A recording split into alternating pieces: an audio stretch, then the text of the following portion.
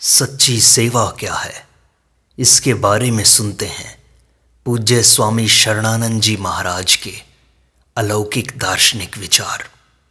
वे कहते हैं, सेवा वह तत्व है जिसका हल्के से हल्का बोझ भी सेव्य पर न जाए।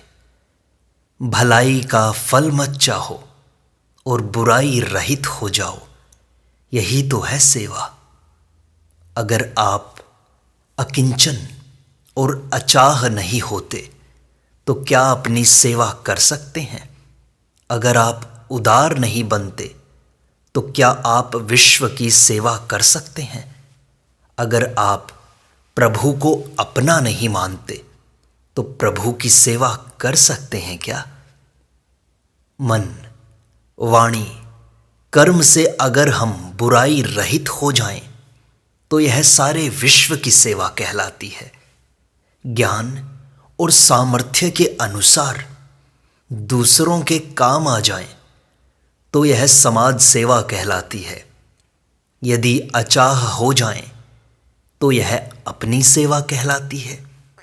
यदि हम प्रभु की प्रियता प्राप्त कर लें तो यह प्रभु की सेवा कहलाती है।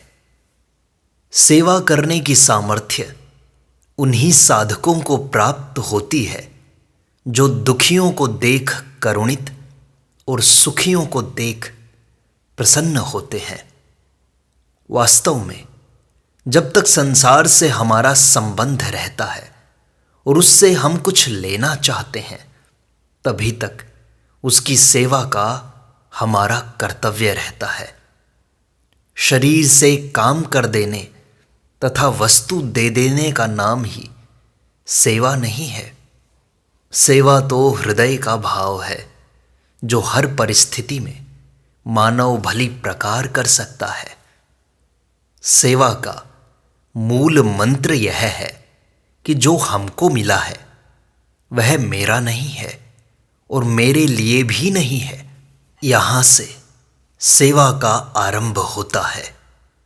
यदि आपको वस्तु नहीं मिलती है तो इसका अर्थ यह है कि आपने बल दूसरों की सेवा में लगाया नहीं।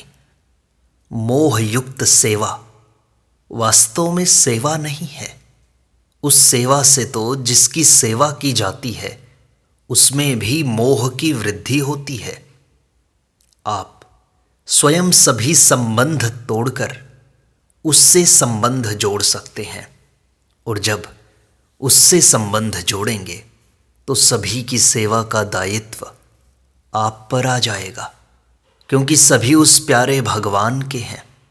किंतु किसी और को अपना न मानने से किसी से सुख की आशा नहीं कर सकते। सेवक हम कब होंगे? जब यह अनुभव करें कि मेरा कुछ नहीं है, मुझे कुछ नहीं चाहिए। सेवा करने से मोह का नाश होता है और प्रेम पुष्ट होता है। सबसे बड़ी सेवा धन से नहीं हो सकती, योग्यता से नहीं हो सकती, बल से नहीं हो सकती, कानून से नहीं हो सकती। सबसे बड़ी सेवा हो सकती है किसी का बुरा न चाहने से, किसी को बुरा न समझने से और किसी के साथ किसी भी कारण से बुराई न करने से। जिसे अपने लिए कुछ नहीं करना होता है वही सच्ची सेवा कर पाता है। आप चाहे जिसकी सेवा करें, लेकिन सेवा का अंत त्याग में होना चाहिए। जब सेवा का अंत त्याग में होगा तब त्याग का अंत बोध में होगा और बोध का अंत प्रेम में होगा। अगर आपकी कोई शारीरिक सेवा करेगा तो आप उसका उपकार इसलिए नहीं मानते कि उसने सेवा की है, आप इसलिए मानते हैं कि शरीर को आपने अपना माना है। ऐसे ही सेवा करने वाला आप पर एहसान करता है तो समझिए कि वह सेवा नहीं करता, वह परमात्मा की दी हुई वस्तु को अपनी मानकर बेईमान बनकर संसार में मिथ्या अभिमान करता है। शरीर से काम कर देने तथा वस्तु दे देने का नाम ही सेवा नहीं है। सेवा तो हृदय का भाव है जो हर परिस्थिति में मानव भली प्रकार कर सकता है। सेवा का मूल मंत्र यह है कि जो हमको मिला है वह मेरा नहीं है और मेरे लिए भी नहीं है। यहाँ से सेवा का आरंभ होता है। अपना सुधार कर लेना ही सच्ची सेवा है। जिसने अपना सुधार कर लिया उसको सारे विश्व की पूरी सेवा से उत्पन्न होने वाले फल की प्राप्ति होती है। संसार की सेवा का अर्थ है संसार से मिली हुई वस्तुओं को संसार को भेंट कर देना, अथवा यूं कहो कि ईमानदार हो जाना, जो वास्तव में मानवता है। मुझे जो कुछ मिला है वह व्यक्तिगत नहीं है, अपितु किसी की सेवा सामग्री है। मान और भोग की रुचि रखते हुए कभी भी सेवक होना संभव नहीं है। संसार की तो केवल सेवा करनी है। उसको अपना मानने से न तो अपना कोई लाभ होता है और ना ही संसार का। भोगी के द्वारा सेवा की बात सेवा का उपहास मात्र है और कुछ नहीं। यदि कोई कहे कि राग के बिना हम अपने प्रियजनों की सेवा कैसे करेंगे, तो कहना होगा कि सेवा करने के लिए राग अपेक्षित नहीं है, अपितु उदारता की अपेक्षा है। यदि हमारी की हुई सेवा हमारे जीवन में पदलोलुपता तथा जिनकी सेवा की है उनसे किसी प्रकार की आशा उत्पन्न कर देती है, तो समझना चाहिए कि हमने सेवा के नाम पर किसी अपने ही स्वार्थ की सिद्धि की है। ऐसी सेवा तो वह बुराई है जो भलाई का रूप धारण कर लेती है। अध्यात्मवाद का आरंभ त्याग से होता है और अंत सेवा में, और भौतिकवाद का आरंभ सेवा से होता है और अंत त्याग में। यदि अपने को जगतपति को अर्पित करना है तो शरीर को जगत की सेवा में लगाना है। वास्तव में तो जगत उत्पत्ति का ही प्रकाश है। शरीर द्वारा जगत की सेवा करने में भी जगतपति की ही सेवा होती है। जगतपति ने जगत का निर्माण अपने ही में किया है। इस दृष्टि से जगत का कोई स्वतंत्र अस्तित्व नहीं है। अतः जगत की सेवा जगतपति की पूजा है। जन्म देने वाले माता पिता से अधिक सास ससुर की सेवा स्नेहपूर्वक करनी चाहिए और बहन भाई से अधिक ननद तथा देवर जेठ आदि प्रियजनों को सम्मान तथा स्नेह देना चाहिए, क्योंकि जन्म की अपेक्षा भाव का संबंध उत्कृष्ट होता है।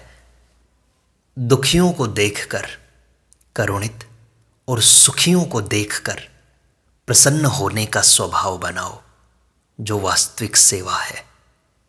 सेवा का अवसर प्रभु कृपा से ही मिलता है, उसे कभी खोना नहीं चाहिए।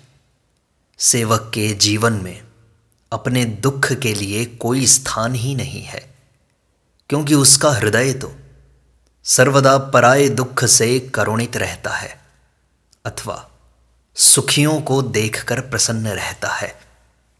समस्त विश्व अपने अधिकार की पूर्ति में प्रसन्न होता है। सभी के अधिकारों की रक्षा ही वास्तविक सेवा है। पराये दुख से दुखी होने के समान और कोई उत्कृष्ट सेवा नहीं है, पर यह सेवा वे ही साधक कर सकते हैं जो वर्तमान निर्दोषता के आधार पर किसी को बुरा नहीं समझते, किसी का बुरा नहीं चाहते और ना ही किसी के प्रति बुराई करते हैं। व्यक्तियों की सेवा हमें मोह रहित बनाने में समर्थ है। सेवा माने हुए संबंध को तोड़ने में और प्रेम जिससे जातीय एकता है उससे अभिन्न करने में समर्थ है। सेवा त्याग में और त्याग उस प्रेम में विलीन हो जाता है जो अनंत से अभिन्न करने में समर्थ है। शरीर की सेवा में ही विश्व की सेवा निहित है, क्योंकि शरीर की सेवा करने पर शरीर विश्व के काम आने लगता है। अब विचार यह करना है कि शरीर की सेवा का स्वरूप क्या है। तो कहना होगा कि जितेंद्रियता, निर्विकल्पता और समता के द्वारा ही शरीर की पूर्ण सेवा हो सकती है। जितेंद्रियता के द्वारा शरीर में शुद्धि आती है, मन की निर्विकल्पता के द्वारा सामर्थ्य आती है और बुद्धि की समता के द्वारा शांति आती है। शुद्धि, सामर्थ्य और शांति आ जाने पर सर्वहितकारी प्रवृत्तियां स्वतः होने लगती हैं, जो विश्व की सेवा है। सेवा त्याग की भूमि तथा प्रेम की जननी है। जिन साधनों से सेवा की जाए उनमें भी ममता न हो, और जिनकी सेवा की जाए उनमें भी ममता न हो, तभी वास्तविक सेवा हो सकती है। लोभ और मोह में आबद्ध प्राणी सेवा नहीं कर सकता। संसार की दी हुई वस्तु के द्वारा यदि हम संसार की सेवा नहीं कर सकते तो इससे बढ़कर और कोई बेईमानी तो नहीं हो सकती, और इससे बढ़कर और कोई सुगम साधन भी नहीं हो सकता कि किसी की दी हुई वस्तु से हम उनकी पूजा कर दें। सेवक को सेवा के फल की तो कौन कहे, सेवक कहलाने की लालसा का भी त्याग करना अनिवार्य है। सच्चा सेवक वही हो सकता है जिसने अपनी सेवा की हो। अपनी सेवा करने के लिए अपने को अपने संबंध में ही विचार करना होगा, अर्थात अपने जाने हुए असत का त्याग करने पर ही मानव अपनी सेवा कर सकता है। जिसकी स्वतंत्र सत्ता नहीं है उसकी सेवा की जा सकती है। उससे ममता करना अथवा उससे सुख की आशा करना भूल है। सेवा की पूर्णता में पूजा का उदय अपने आप होता है। पूजा की पूर्णता में प्रेम का उदय है। सुखलोलुपता में आबद्ध प्राणी कभी भी सेवा करने में समर्थ नहीं होता। सेवा का मूल्य प्रभु देता है, संसार नहीं दे सकता। सेवा भाव है, कर्म नहीं। इस दृष्टि से छोटी या बड़ी सेवा समान अर्थ रखती है। सेवा का स्वरूप है प्राप्त सुख किसी दुखी की भेंट कर देना, और उसके बदले में सेवक कहलाने तक की भी आशा न रखना। जिसका हृदय पराये दुख से भरा रहे वह सेवा कर सकता है, क्योंकि सेवा सुख देकर दुख लेने का पाठ पढ़ाती है। पराया दुख अपना हो जाने पर प्राणी दुखी नहीं रहता, क्योंकि पर दुख से दुखी होने में जिस रस की निष्पत्ति होती है उसकी समानता किसी भी सुख भोग में नहीं है। यदि कोई यह कहे कि व्यक्तियों की सेवा से तो मोह की वृद्धि होगी, पर बात ऐसी नहीं है। कारण कि मोह की वृद्धि तो व्यक्तियों के द्वारा सुख की आशा करने पर होती है, सेवा से नहीं। व्यक्तियों की सेवा व्यक्तियों के मोह से रहित कर देती है, क्योंकि सेवा वही कर सकता है जो सुख की आशा से रहित है। प्रभु का एक विधान है कि अशरीरी जीवन से सेवा होती है, शरीरबद्ध जीवन से नहीं।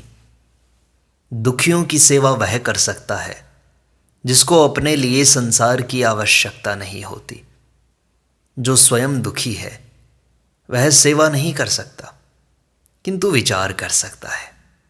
बेचारे सुखी प्राणी में सुख आसक्ति के कारण विचार का उदय नहीं होता, प्रत्युत वह सेवा कर सकता है। जिस प्रकार प्रकाश सूर्य का और गंध पुष्प का स्वभाव है, उसी प्रकार सेवा सेवक का स्वभाव है। सेवा की नहीं जाती, होने लगती है। सेवक में सेवा करने से कभी थकावट नहीं आती, अपितु ज्यों ज्यों सेवा बढ़ती है त्यों त्यों उसकी शक्ति भी बढ़ती जाती है।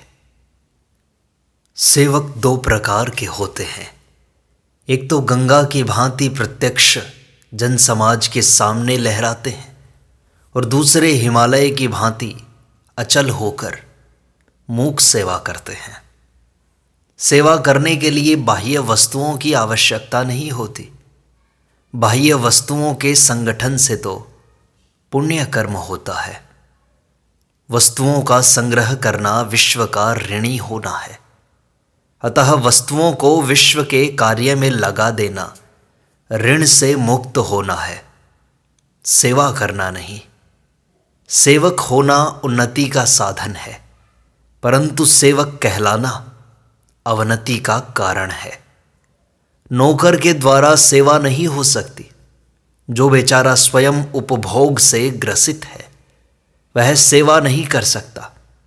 सेवा वही कर सकता है जिसका जीवन भिक्षा के आधार पर निर्भर हो और जो अर्थ और काम की वासनाओं से मुक्त हो। सेवा वही कर सकता है जिसको अपनी प्रसन्नता के लिए अपने से भिन्न की आवश्यकता नहीं होती। आजकल प्राणी शुभ कर्म को सेवा मान लेते हैं, इसी कारण उसमें बंध जाते हैं।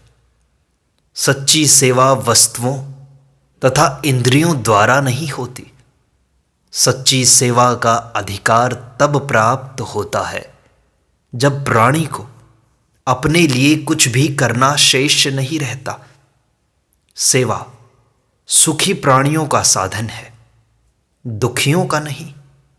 दुखियों का साधन एकमात्र त्याग है। अतः तुमको त्याग अपना लेना चाहिए, अर्थात शरीर, मन आदि किसी भी वस्तु तथा संबंधी को अपना मत समझो। जिनसे माना हुआ संबंध है उनकी सेवा करना अनिवार्य है। संबंध बनाए रखना और सेवा से अपने को बचाना साधन निर्माण में विघ्न है। जिसे किसी भी कारण से सेवा न करना हो उसके लिए माने हुए सभी संबंधों का विवेक पूर्वक अंत करना अनिवार्य है। कर्म का महत्व केवल करने का राग मिटाने के लिए और सुंदर समाज के निर्माण में ही है, पर वह तभी हो सकता है जब कर्म सेवा भाव से संपादित किए जाए, उसमें स्वार्थ की गंध भी न रहे। संसार से कुछ न लेना, यही सेवा है। स्कूल, अस्पताल खोलना सेवा नहीं, यह तो संग्रह का प्रायश्चित है। मानव जिसमें अविचल आस्था स्वीकार करता है वही उसका सेव्य है और उसी के नाते सेवा की जाती है। बालक, रोगी, वृक्ष और पशु, इनकी सेवा का दायित्व मानव मात्र पर है। इनकी यथेष्ट सेवा किए बिना न तो दरिद्रता का ही नाश होता है और न समाज आवश्यक वस्तुओं से ही परिपूर्ण होता है। अतः संग्रहित संपत्ति रोगी, बालक, वृक्ष तथा पशुओं की ही है। प्राकृतिक नियम के अनुसार संग्रहित संपत्ति समाज के उसी वर्ग की है जो वर्ग उपार्जन में असमर्थ है अथवा जिन्हें अवकाश नहीं है। जो वर्ग उपार्जन में समर्थ है उसका अधिकार संग्रहित संपत्ति पर नहीं है। अतः रोगियों, बालकों और सत्य की खोज में रत व्यक्तियों की सेवा संग्रहित संपत्ति द्वारा करना अनिवार्य है। सेवा का क्रियात्मक रूप भले ही सीमित हो पर भाव असीम होना चाहिए। सीमित भाव से की हुई सेवा परस्पर व्यक्तियों, वर्गों और देशों में संघर्ष उत्पन्न करती है। सेवा की पूर्णता प्रेम के प्रादुर्भाव में है, संघर्ष में नहीं। बुराई रहित होकर भलाई का फल न मांगें, न चाहें, यह संसार की सबसे बड़ी सेवा है।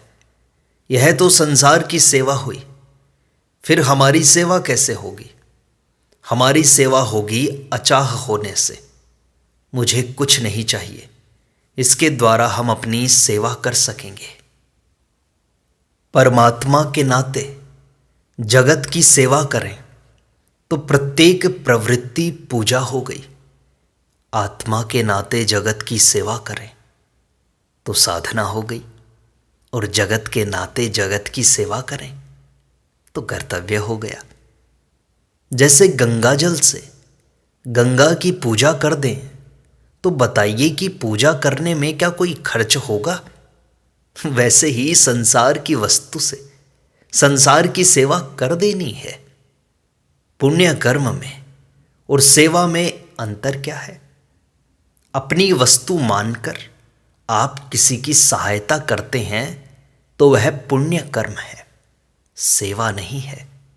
सेवा का अर्थ यह कभी नहीं होता कि हम जिसकी सेवा करते हैं उसे कुछ देते हैं। सेवा का अर्थ इतना ही है कि उसकी धरोहर जो अपने पास है वह उसे भेंट करते हैं, यानी जिसकी जो वस्तु है उसी को उसे दे देना। इसका नाम सेवा है।